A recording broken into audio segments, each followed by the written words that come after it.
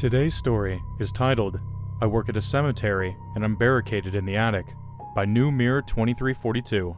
The link to the story is in the description below. Please enjoy. My name is Lucas Aiden Jensen, and I'm a mortuary assistant and groundskeeper at the funeral home and cemetery of Wartree, New England, and I've barricaded myself in the attic. I don't know what's happening, but I'll give you the backstory. I've been working at Rutland Gray Funeral Home for 5 years now. I've been working there since I graduated high school.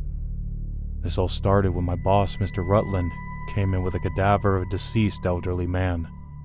I'd arrived, and when I walked into the embalming room, he was over the cadaver and plunging a needle into the deceased man's neck. The cadaver was vibrating and shaking, and when Mr. Rutland finished injecting whatever was in the needle, the cadaver stopped moving. This wasn't out of the ordinary, but when I walked up to Mr. Rutland and stood beside him to start a conversation, he was sweating profusely, and he looked at me with a shock, like he didn't expect me to be there. In one quick motion, he moved his body towards me and leaned over the elderly man's body, and in that moment, the movement of him doing this shook off the hand of the cadaver that was gripped onto his shirt, sliding it down and back into place by the cadaver's side.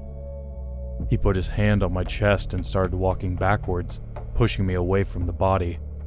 His arm that had the syringe was behind his back, and I looked away from the cadaver up to his face, and he grinned and laughed. His eyes were wide and he looked tired. He started stammering and laughing. "Just injecting the formaldehyde," he said with an out-of-breath, nervous laugh. He grabbed me by both shoulders, then spun me around. Still in step with him pushing me along, he said, "All right, this man died last night and the family is expecting him to be cremated. So why don't you go ahead and prep the furnace, please?" "Yes, sir," I said, before opening the double doors into the furnace room. The smell combining hot metal, gas, and bleach from the floors hit me with a strange repugnance. Mr. Rutland turned heel and walked back through the swinging doors. His boots sounded with echoey click, then to a heavy clomp, as he marched fast back to the embalming room. I did all my safety checks and typed in the man's info, and was just waiting on Mr. Rutland to wheel in the cadaver. His name was Edward Wallace. He was 67 years old, and his cause of death was listed as poisoning. Mr. Rutland wheeled in the cadaver, and I laid down his paperwork and I opened the furnace doors and wheeled out the rack for the deceased. We lifted the body off the stretcher, and once on the rack, I slid it into the furnace and clicked the button to close the automatic door. I looked over to Mr. Rutland, and he was staring intently at the cadaver. I turned and pressed the button, and the flames came on, and I turned up the heat, and the body bag started to melt away. I looked back at Mr. Rutland, and he had moved closer and was looking into the ports on the furnace. But before I could ask him what he was doing, multiple loud bangs came from the port of the furnace, sending Mr. Rutland wheeling back and landing on his butt. He crawled backwards from the furnace, a disturbed and frightened look on his face. I turned and looked at the still beating sounds coming from the furnace port, and I stepped sideways to lean over and see if I could see what was making the noise. That's when I heard screaming coming from inside the furnace. I leaned fully over and saw the cadaver of Edward Wallace punching the thick glass ports on the furnace door. His screams were painful and blood-curdling. He was viciously punching the glass and writhing around inside as the flames melted the black bag with his grayed and yellowed skin, turning into strips of moist bile and tar. I could see it leaking and sticking together, and as the flames continued to burn steady, his fist that he was using to bang the glass started breaking and melting. The black rubber on his face slowly melted with his skin, leaving a sickly veil over his rage-filled face. His eyelids and lips were melting and mixing with the burning black material, and his eyes were wide. I could see the whites of his eyes starting to run down, out of his eye sockets down the black and yellow cheeks of what was left of his face. I shuffled and realized that I needed to stop the furnace. and we mistakenly put a still alive man in the furnace. I took big strides back towards the controls when I felt a large man shoulder me away. I tumbled and fell first into the bleached marbled floor and over onto my back facing Mr. Rutland upside down. His face looked grim but stoic in his decision to burn this man to death. I rose to my feet and took off towards him. He ducked down and tackled me back to the ground and was on top of me, holding me down with all his weight. I leaned my head up and yelled at him, "You motherfucker, he's dying! We gotta get him out!" Mr. Rutland just kept me held down and would glance back at the furnace periodically without saying anything. The screams continued until they eventually started gurgle sputters of loud, liquid sounds, until the sound completely faded away and only the sound of flames remained. Mr. Rutland let me up and I shook his hands off me when he tried to help me up. I screamed at him. "What the fuck was that? You just killed a man!" "You shut your mouth!" he said, pointing an aged finger at me and walking towards me. "You don't understand. He was dead!" I took a step back in bewilderment. "What the hell are you talking about? Dead men don't sit up screaming and beating on the furnace door when we start cremating them." Mr. Rutland put his hand down and stood up straight. His face twitched with multiple emotions that I couldn't identify. He looked down, then up at me, then down again, and this time he tilted his head downward and slowly raised his eyes to me, the overhead light shadowing his face, making him look more menacing than he already did. "Listen, I don't know what happened to him. Do you know about Mr. Wallace? His business?" "Yeah, he owns the chemical store at the end of Union Boulevard. His chart said he was poisoned." Mr. Rutland shook his head. "Yes, someone found him in a storage room. He was deceased on the scene. All his vitals showed that." He paused and stared at me, his face getting a little longer. "When he arrived this morning, the paramedics wheeled him in, and I took him into the embalming room. He was in a zipper body bag. I was prepping the tools for the process when I heard strange noises, like someone flicking paper." My heart that was racing hadn't slowed down, but a growing pit in my stomach and a sense of dread crept into my subconscious. I turned and looked around the room until I saw the body bag. It was twitching ever so slightly. I don't know what came over me. I've owned this funeral home for 2 decades, and I've seen crazier things than this. But this was different. A different feeling. I walked to the bag and stood over it, watching Mr. Wallace twitching inside the bag. His body began shaking slightly, his head moving, and I noticed that within the bag his head was facing me. When he said that, my brows went up. A sort of disturbance flowed through me and down my nervous system. I turned and took out a syringe and filled it with formaldehyde.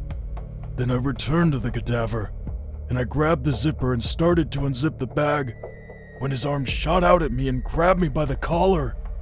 He leaned up, and his eyes dazed and yellow shot around in their sockets, then looked straight at mine. That's when you walked in, and I just managed to plunge the syringe into him. I wiped the cold sweat off my brow and licked my dried lips.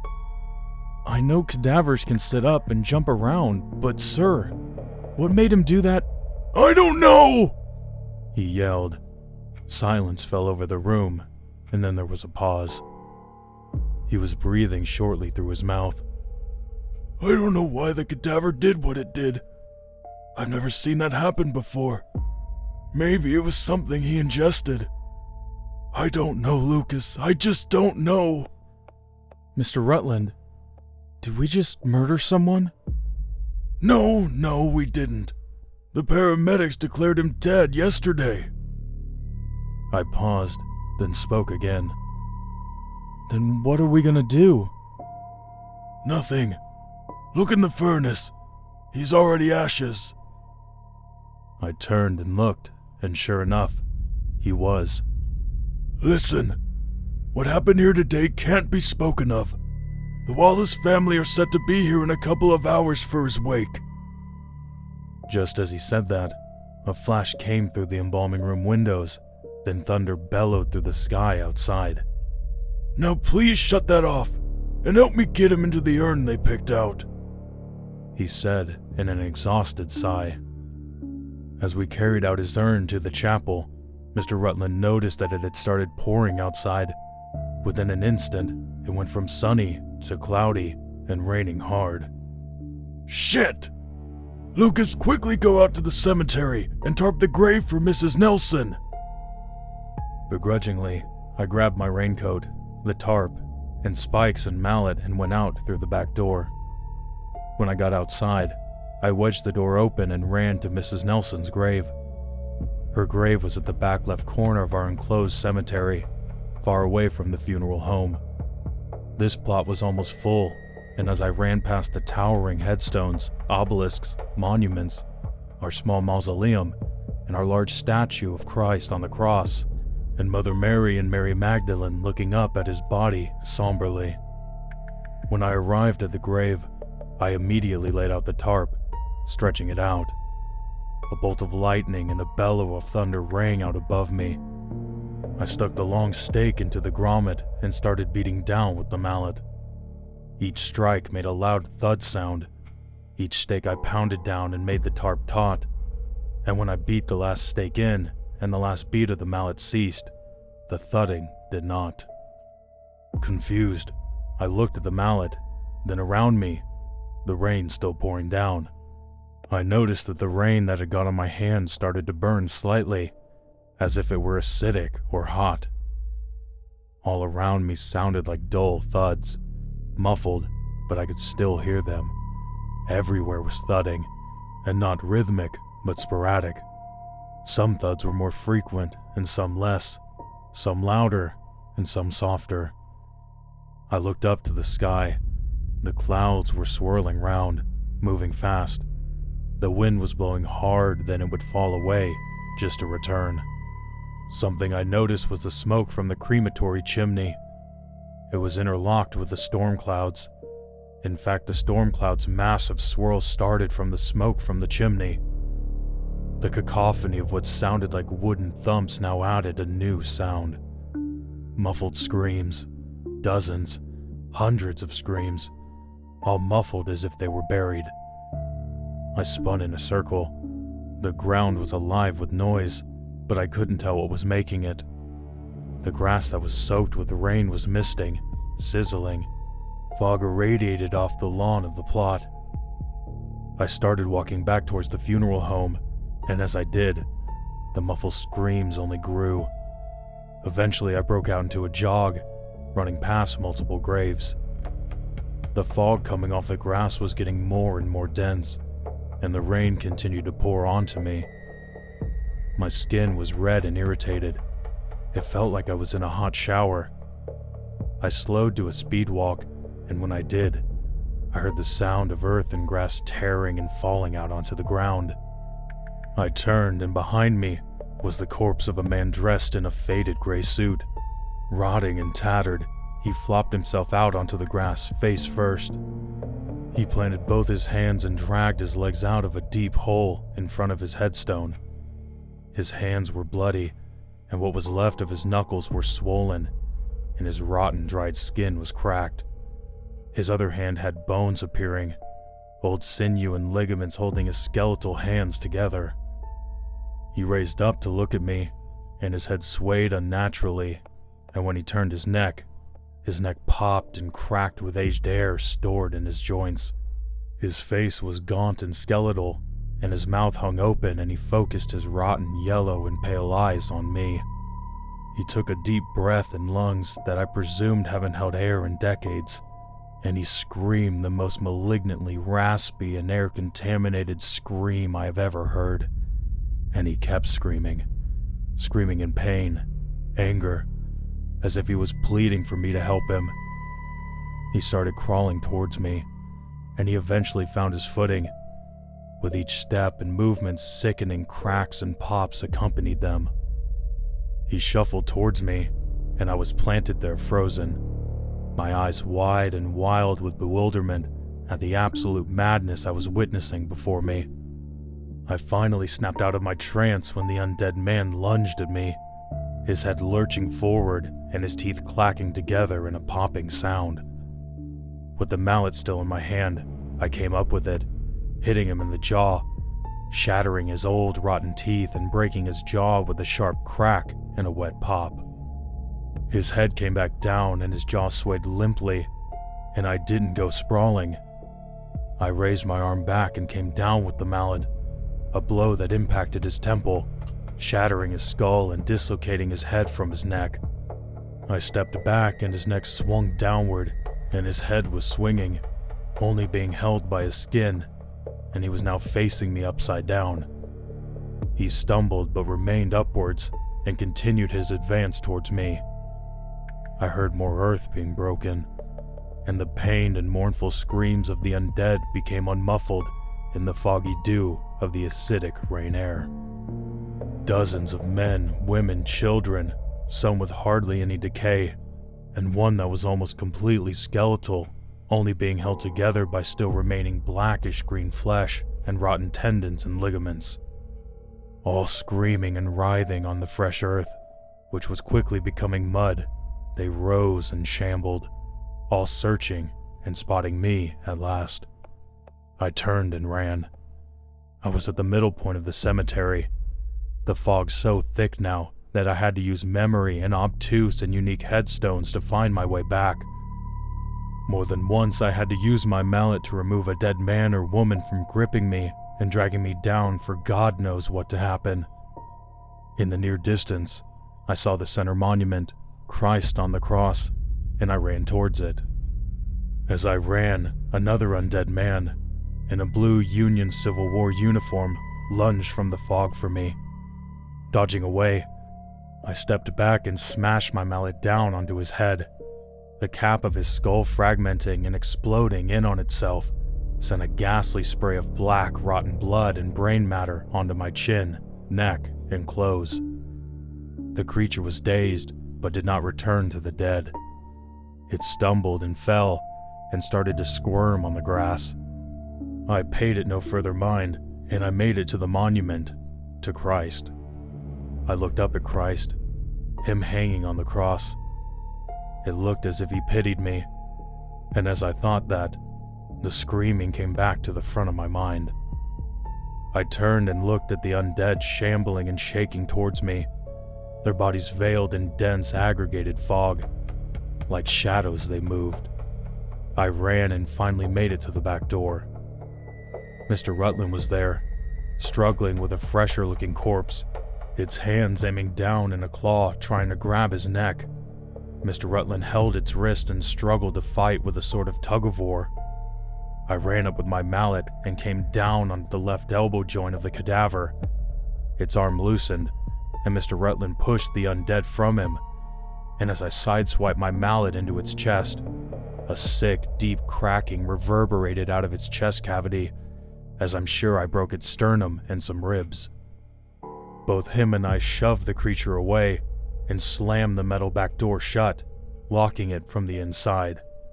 Holy shit! What the fuck was that? What's happening out there? The dead are rising! I yelled at Mr. Rutland. Right as I finished screaming that, a woman came around the corner into the embalming room. It was Mrs. Wallace, wearing a black veil and holding a rosary and a handkerchief. She said through subdued tears, "What's going on? What's all this yelling for?" Mr. Rutland immediately switched into a character, slowly walking to Mrs. Wallace, saying, "Oh, nothing, Miss Wallace. Please come back to the chapel with me. We're almost finished in here. I was just scolding Lucas is all," he said, ushering her out of the embalming room and to the right back into the chapel. Shutting the doors, he turned and quietly ran back to me, a scared and perturbed look on his face. "Lucas, grab Mr. Wallace and get him into the chapel." "What about the dead?" "We will deal with it later. Now move!" he said in a hushed yell. I walked fully back into the embalming room and into the crematorium. I grabbed Mr. Wallace and was carrying him back when I heard a smash and looked back at the window next to the embalming room back door. Mr. Rutland heard the commotion as well and peered inside, and we watched the window. A rotting hand was cracked and bleeding, extremities held the window. And rearing back, the undead man held a large stone, and he smashed it against the window with a loud crack and the splintering of glass. Mr. Rutland ran towards the window to grab the metal shutters, and as he was mere feet from the window, the dead man smashed through the window, sending glass tumbling down and out towards the inside of the room. Mr. Rutland shielded himself from the glass racing towards him, and the cadaver lurched forward halfway into the room, his gut being penetrated by leftover broken glass. The dead man began bleeding black blood down below the window and outward gushing. Lynn regained his resolve and ran to slam the shutter. The thing was writhing and swinging wildly, paying no mind to its injuries, screaming all the same. I ran over, and Mr. Rutland reached over the dead man and grabbed the top of the shutters and started pulling downward. Just then, I got a glimpse of the cemetery. Every grave had large holes at the bases of the tombstones, and maybe hundreds of rotten corpses risen from the dead piled towards this opening to the inside. Mr. Rutland slammed the shutter down, but was caught by multiple rotting hands that fought to reopen the window. "Lucas, help me close this fucking thing!" he screamed. I took my mallet and started playing a sick game of whack-a-mole with hands of the undead. I smashed one skeletal hand, shattering and fracturing fingers and bones. Another hand split in two with bloody flesh melded between flopped backwards from the strike. And a large hand, fat and bloated, reached inside, grabbing. I smashed it, and rancid black and yellow ichor and green-black blood sprayed inside, deflating the hand.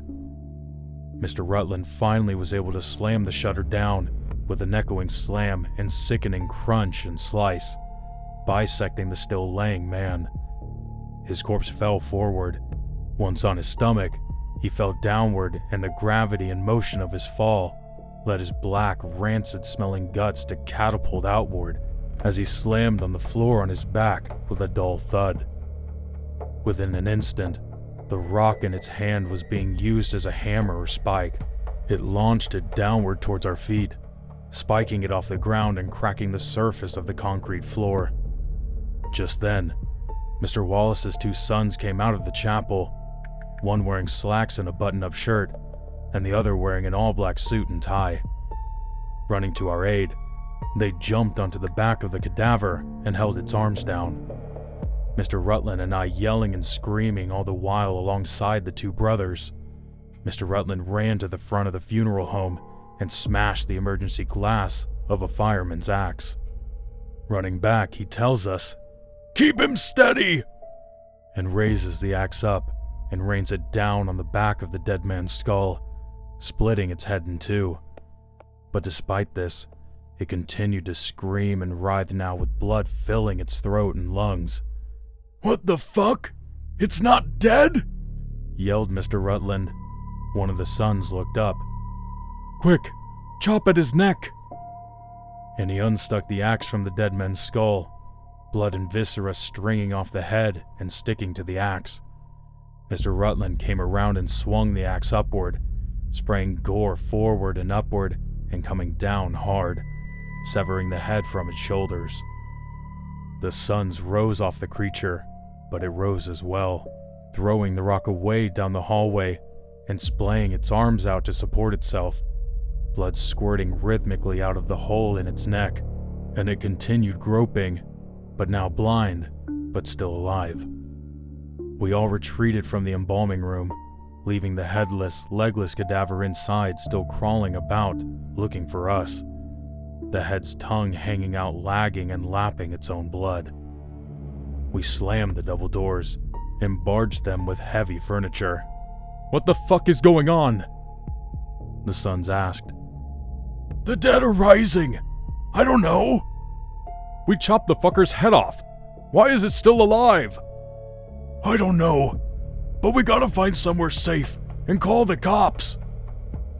We burst into the chapel, where Mrs. Wallace and her daughter were in the front right pew, praying with black veils and clothes in mourning. They turned with a shock, and the daughter screams when she sees us covered in blood. The scream was heard by the dead outside, and all at once an assault on the left side of the chapel happened, arms and hands bursting through the stained glass. The women screamed and covered their faces with their hands. The undead started crawling through the glass, spraying blood and gore onto the green velvet floor and onto the pews. Mrs. Wallace rose, and so did her daughter. 3 dead men had made their way inside and were rapidly racing towards the women. The oldest son yelled for his family to run. His sister turned and ran, but Mrs. Wallace didn't. She turned towards the tabernacle and altar, where her husband lay in the urn. Mom, what are you doing? The daughter screamed. Mrs. Wallace grabbed Mr. Wallace and swaddled him in her arms. The youngest son unbuttoned his coat and threw it back, revealing a concealed pistol. He drew, aimed, and fired 6 shots into the center of the closest dead man. 6 thumps and blood spewed outward as the bullets passed through, doing nothing but slowing the creature down for a moment. We raced to save Mrs. Wallace, but a dead man grabbed her and pulled her head back and bit down hard on her tender regions on her neck. Ripping and sloshing, the cadaver ripped a large chunk of her neck out with a meaty wet rip and stretch. Tears crawled down her face and mixed with her blood. She buckled and fell to 2 other cadavers kneeling upon her and finding their own areas to feast on her flesh and meat. Her arm holding the urn fell, and the urn rolled away and spilled as she was screaming through gurgled breaths and noises. The sounds of screaming from the dead and gnashing teeth and ripping and chewing was unbearable, and I vomited my breakfast before me on the floor. More undead had covered Mrs. Wallace's body, and even more came for us now. We fumbled out of the chapel into the main hall, and noticed the undead breaking through the front doors now. The 2 barred metal windows side by side of the double heavy wooden doors were glassless, as the dead arms waved and raved madly, screaming and moaning at us. We locked and barred those doors and locked the chapel doors. The banging reverberated through the small hall, and the shaking of the undead banging on the structure made paintings and candles topple over. Having no choice, we ran back inside the embalming room, with the bisected dead man still searching. We drug it into the crematorium and locked the doors. The youngest daughter fell to her knees, sobbing. What is happening? She cried. Her brothers came to her and tried to console her. I stood there overfilled with fear and adrenaline. I turned to Mr. Rutland. What are we gonna do? I asked. He looked at me and reached into his pocket and pulled out his cell phone. I'm calling the police, he said as he dialed 911. Wait! What are we gonna tell them? Asked the youngest son. Mr. Rutland looked up at him and thought for a moment, then returned and started the call. They're on their way, he said. I think we should hunker down and try and calm down. Help is on the way, he said. I sat with my back against the wall, and the 3 siblings did the same on another wall, the sister crying and sheepishly praying a rosary, while the 2 brothers held her. Mr. Rutland paced around the embalming room doors, periodically listening by cupping his ear to the door.